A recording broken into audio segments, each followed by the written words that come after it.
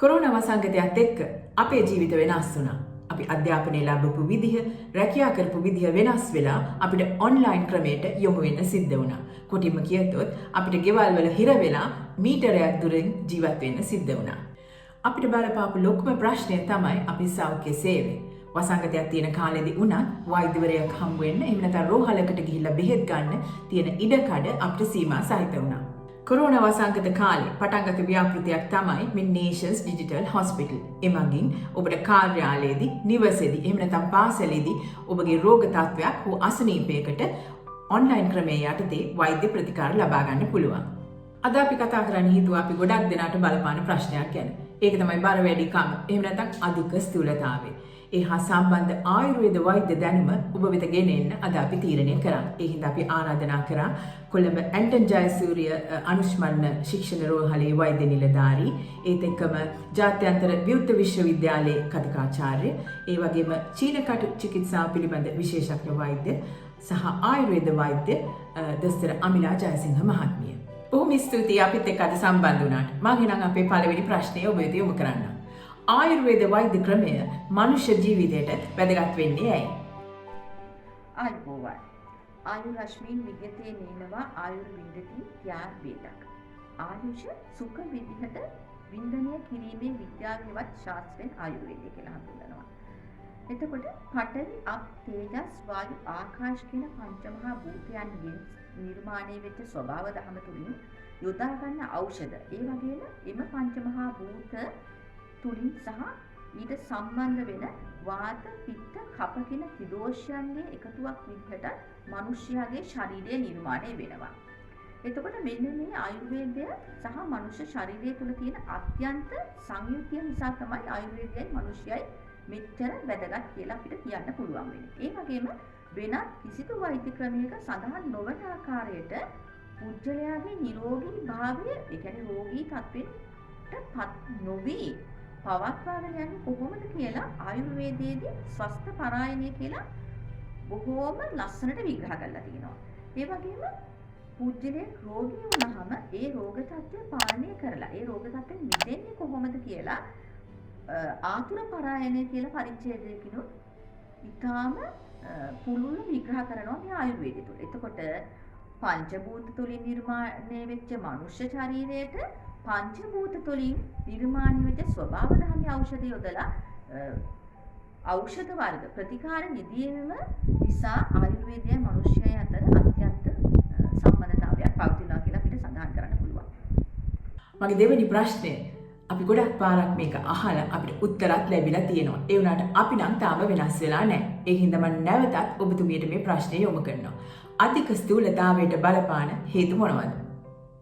අධික ස්ථූලතාවය කියලා සඳහන් කරනකොට මම ඉස්සෙල්ලා මොකක්ද මේ අධික ස්ථූලතාවය කියලා අපි අර්ථ දක්වන්නේ කියලා කිව්වහම අපි සාමාන්‍ය භාවිතයේදී කියන බොඩි මාස් ඉන්ඩෙක්ස් එක. කියන්නේ BMI කැල්කියුලේට් කරලා බැලුවම උසට සරිලන ශරීරයේ ස්කන්ධය නැතිනම් ඒක වැඩි නම් ඒක අපි කියනවා ස්ථූලතාවය කියලා. එතකොට මේ ස්ථූලතාවයට බලපාන හේතු ගත්තම සරලම හේතු කාරණා ගොඩාක් තියෙනවා. ඒකෙදි අපි කියනවා කායික හේතු, මානසික හේතු, ඒ වගේම යම් යම් රසායනික සංයුතිය වෙනස්කම් නිසා තිබෙන හේතු, ජානමය හේතු, ඒ වගේම පුද්ගල විහරණ හේතු කියන දේවල් වලින් අපිට මෙන්න මේ දේවල් බලපානවා කියලා අපිට සඳහන් කරන්න පුළුවන්. එතකොට කායික හේතු කියලා අපි සඳහන් කරලා බැලුවාම මොනවද මේ කායික හේතු? අපි ගොඩක් වෙලාවට කම්මැලි ව්‍යායාමයන් නිරත වෙන්න. එතකොට ව්‍යායාමයන් දවසකට විනාඩි 20ක්වත් අවම වශයෙන් කළ යුතුයි පුද්ගලයෙක්. එතකොට ඒ පුද්ගලයන් ව්‍යායාමයේ අඩු නම් ඒක කායික අපිට ස්ථූලතාවයට බලපාන එක ප්‍රධාන සාධකයක් බවට පත් වෙනවා. ඒ වගේම ආහාරමය හේතු අපි සඳහන් කරලා බැලුවහම අපි කියනවා සමහර අය බඩ පිරෙන්නම කෑවා කියලා කියන්නේ. ඒ කියන්නේ ආහාර අධික ලෙස ගැනීම. එතකොට මොකද්ද වෙන්නේ? ආමාශය තුළ සිදුවේ යුතු ජීර්ණ ක්‍රියාවලිය නිසි පරිදි සිද්ධ වෙන්න බාධාවක් වෙනවා. එතකොට මේ බාධාව නිසා මොකද්ද වෙන්නේ? පරිවෘත්තීය ක්‍රියාවල දුර්වලතා සිද්ධ වෙලා මේ තත්ත්වය අධික ස්ථූලතාවයට බලපාන්න පුළුවන්. ඒ වගේම තවත් අපි කියන අධ්‍යශනය, ඒ කියන්නේ ආහාරයක් ගත් විගස එම ආහාරයේ ජීර්ණයට පාත්‍ර වෙන්න පෙර නැවතත් ආහාර ගැනීම ඒ තුලිනුත් මෙන්න මේ කියන ජීර්ණ ක්‍රියාවලියට බාධාවක් සිද්ධ වෙනවා. එතකොට ඒ වගේ තත්ත්වයක් මේ ස්ථූලතාවයට බලපාන ප්‍රබල හේතුවක් බවට පත් වෙලා තියෙනවා. ඒ වගේම අපි සමහර වෙලාවට දැකලා තියෙනවා ආහාරගත් විගස ශීත ජලය පානය කරන පිරිස. මේ ශීත ජලය පානය කිරීම තුලින් වෙන්නේ මොකද්ද? ශරීරයේ තුල, ඒ කියන්නේ ආමාශය තුල සිදුවන්නා වූ එන්සයිම ක්‍රියාවලියට ඒක බාධාවක්. මොකද ඔබ දන්නවා ප්‍රශස්තව එන්සයිම් ක්‍රියාත්මක කරන ප්‍රශස්ත උෂ්ණත්වයක් ශරීරය තුල තිබිය යුතුයි. එතකොට අපි ශීත ජලයේ දුන්නා මේ උෂ්ණත්වය යම් මට්ටමකින් පාලනයක් සිද්ධ වෙලා මේ ජීර්ණ ක්‍රියාවලියට යම් බාධාවක් ඇති වෙන්න පුළුවන්. එතකොට ඔය දේවල් තමයි මේ කායික සහ ආහාරමය හේතු වශයෙන් අපිට දක්වන්න පුළුවන් වෙලා තියෙන්නේ. හැබැයි ඊට අමතරව යම් අවස්ථාවලදී එතකොට ශරීරය තුල රසායනික සංයුතියේ ඒ වගේම හෝමෝන වල අසමතුලිතතාව නිසා විශේෂයෙන් තයිරොක්සින් කියන හෝමෝන් එක අසමතුලිත වීම නිසා අපිට මේ ස්ථූලතාවයේ කියන රෝග තත්ත්වයක් වෙන්න පුළුවන්.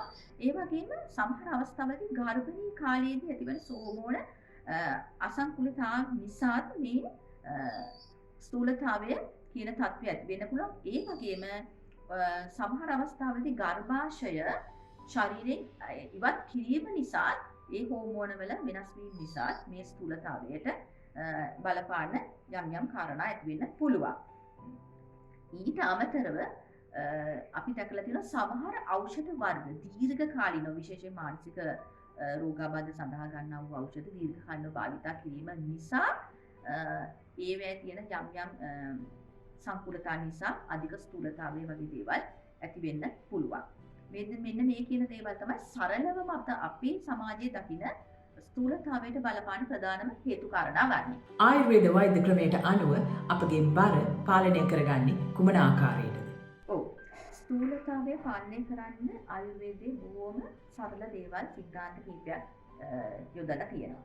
හැබැයි මෙතෙන් වැදගත්ම වෙන දේ තමයි යම් ස්ථූලතාවයක් සහිත පුද්ගලයන්ට යෙදූ ඖෂධ තවත් ස්ථූලතාවයකට පත් වෙච්ච එවැනිම පුද්ගලෙක්ට අපිට යොදන්න බෑ.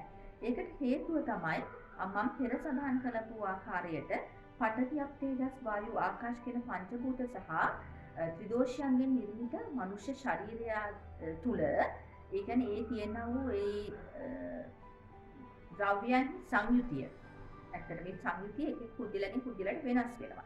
එතකොට මේ වෙනස් වීම නිසා පුද්ගලයාගේ ප්‍රකෘති තත්ත්වය වෙනස් වෙන නිසා අපිට එකම ඖෂධය යොදා ගන්න බැහැ.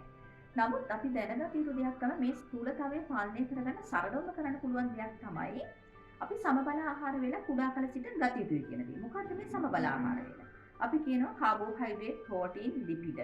ඒ වගේම විටමින් සහ khනිජ ලවණ අඩංගු සමබල ආහාර වේල ගත යුතුයි කියලා. හැබැයි ආයුර්වේදයේදී මෙන්න මේ සමබල ආහාර වේල තවත් වැඩිදුර විග්‍රහ කරනවා ෂඩ් රසයෙන් අනුන ආහාර වේලක් විය යුතුයි කියලා. එතකොට අපි බලමු මොකක්ද මේ ෂඩ් රසය කියන්නේ කියලා. මధుර, අම්ල, ලවණ, කටුක, තික්ත, කෂාය කියනා වූ 6 ආකාර රසය තමයි අපි ෂඩ් රසය කියලා කියන්නේ. එතකොට මෙන්න මේ ෂඩ් රසයෙන් අනුන ආහාර වේලක් ගත්තොත් ඔබ සමබල ආහාර වේලක් ගත්තයයි අපිට සඳහන් කරන්න පුළුවන්. එතකොට ඒ වගේ ආහාර වේලක් ගත්ත පුද්ගලයාගේ නිරෝගීභාවය ස්ථූලතාවයෙන් තොරව පාලනය කර ගැනීමට උගාක්ම පිටිවහලක් වෙනවා. හැබැයි මෙතෙන්දි තව වැදගත් දෙයක් තමයි අපි කියනවා සමදෝෂක්, සමාක්නිෂ්ඨ, සමධාතු මලක්‍රියා, ප්‍රසන්නාත්මේන්ද්‍රිය මනක්, ස්වස්ත ඉත්‍යවි දීයතේ කියලා. ඒ කියන්නේ පෙර සඳහන් කරපු සමදෝෂ, ඒ කියන්නේ ත්‍රිදෝෂ, වාත, පිත්ත, කප කියනා වූ ත්‍රිදෝෂයන්හි සමතාවය. ඒ වගේම අග්නී සමබර බව. ඒ කියන්නේ ජඨරාග්නිය අපේ කුසගින්න නිසි පරිදි පවත්වා ගැනීම. ඒ වගේම ධාතු, සප්ත ධාතු කියලා කියනවා රස, රක්ත, මාංශ, මේදස්, අස්ථි, මජ්ජා, ශුක්‍ර කියනා වූ සප්ත ධාතුන්හි නිසි ආකාරව පැවැත්ම. ඒ වගේම ශ්වේත, මුත්‍ර, පුරීෂ කියනා වූ ශරීරයෙන් බැහැර විය යුතු සංඝටක නිසි පරිදි බැහැරවීම තුලින් වගේම ප්‍රසන්න වූ ආත්මය නැත්නම් ඉන්ද්‍රිය මනස නිසි කියන්නේ හොඳ සෞඛ්‍ය සම්පන්න මනසක් පවත්වා ගැනීමත් මේ ස්වස්ථතාවය නැත්නම් පුද්ගල නිරෝගීතාවය පවත්වා ගැනීමට ඉවහල් වෙන කාරණා වශයෙන් සඳහන් කරලා තියෙනවා. එතකොට පුද්ගල නිරෝගීතාවය